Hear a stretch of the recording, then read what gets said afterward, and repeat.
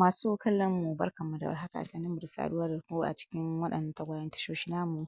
Farfajiyar Mata TV da Na'isa TV, inda muke kawo muku shirye-shirye da suka shafi mata da maza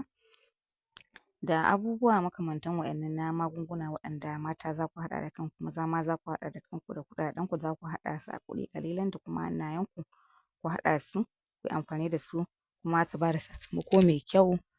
domin ingancinsu ba sa cutarwa ga lafiya sai dai su inganta ta. Kuma za ku san haka tunda ku kuka haɗa da kanku, sannan muna duba ga abubuwa da suke faruwa a wannan duniya ta Allahu Subhanahu wa ta'ala domin ankarar da mutane amfanin wannan abun ko kuma illarsa don a guje masa.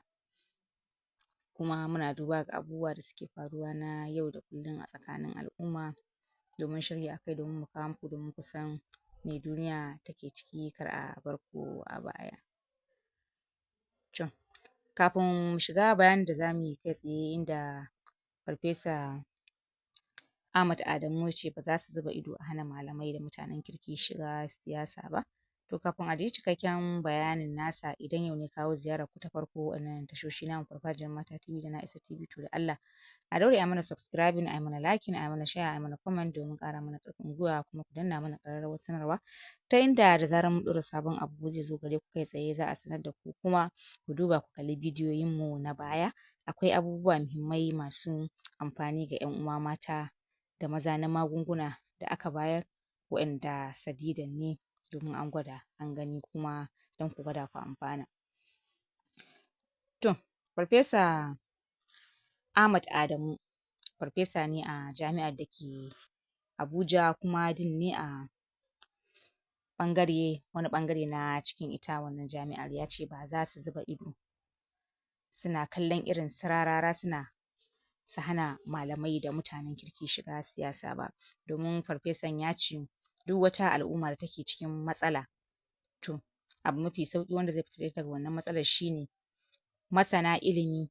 na addini da na boko su jagoranci ita wannan al'umma. Ya ce a ɗayan biyu, ko shugabannin da suke kai su koma su zama masu ilimin addinin da na boko, ko kuma a kawo malaman da suke masu ilimin addini da na boko su zo su tsaya wannan takara su jagoranci ita wannan al'umma. Domin ya ce wannan cin zarafi da ƙage da kuma faɗar munanan kalamai da rashin mutunci, ya ce ita siyasa ba ita ce mai wannan abun ba, mutanen da suke yin siyasan ne suke ƙirƙirar waɗannan abubuwan suke yi.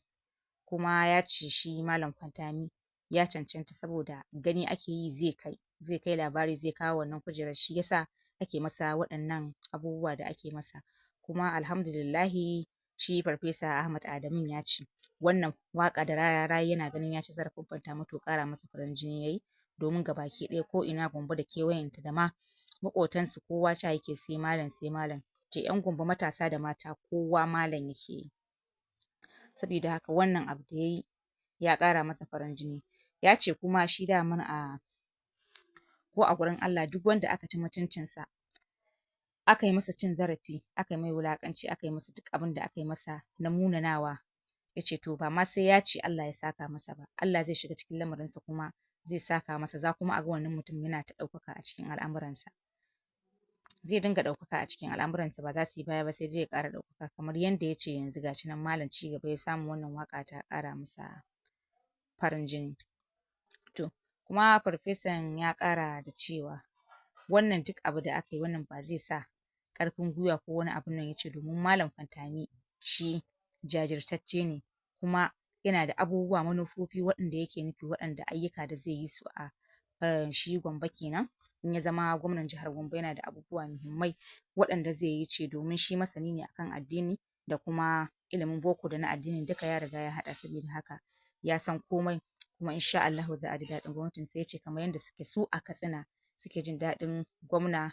Dikko Raɗa da yake shi ma mai PhD ne, to sun ga bambanci da waɗanda ba su kai shi ilimi ba, sabida haka Fantami za a ga bambancinsa da sauran gwamnoni da suke da ilimi. Ku yi mana share, ku yi mana liking, ku yi mana subscribing, muna godiya.